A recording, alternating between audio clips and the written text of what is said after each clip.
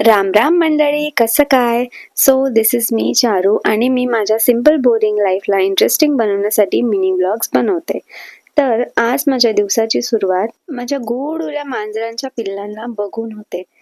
खूप गोड असे ते कपाटाच्या वर चढून झोपले होते, रेस्ट करत होते. तर आज महाशिवरात्रीच्या तुम्हाला खूप खूप शुभेच्छा.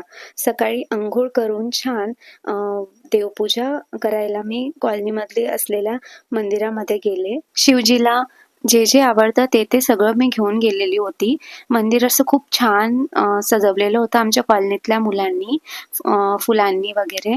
आजूबाजूचा परिसर तुम्ही बघूच शकता, खूप सुंदर असा झाडा फुलांनी बहरलेला आहे. हे धोत्र्याचं फळ आणि फूल शिवजींना खूप पावन असतं, म्हणून हे देखील मी शिवलिंगावर वाहण्याकरता घेऊन गेले. ओम नमः शिवाय, श्री शिवाय नमस्तुभ्यम म्हणत शिवलिंगांवर जल अर्पण केलं आणि बेल फूल अर्पण केलं.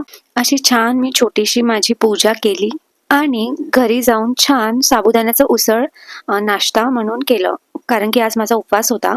नाश्ता करून मी शेजारी असलेल्या या क्यूट गोंडस बाळाकडे गेले. तिच्यासोबत मी खेळायला जात असते. तिला घेऊन सुद्धा मंदिरात गेले.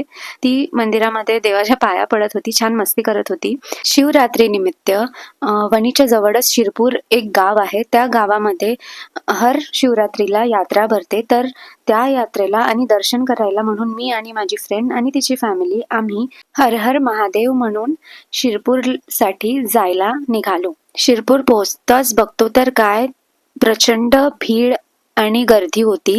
ऍक्च्युली आम्ही इव्हिनिंगला याकरता निघालो, कारण दिवसभरात सकाळपासनं खूप जास्त भीड असते, त्यामुळे आम्ही इव्हिनिंगला गेलो. दर महाशिवरात्रीला शिरपूर येथे ही यात्रा खूप आधीपासनं भरते आणि खूप मोठ्या प्रमाणात इथे लोक देवदर्शनासाठी आणि यात्रेचा आस्वाद घ्यायला येतात.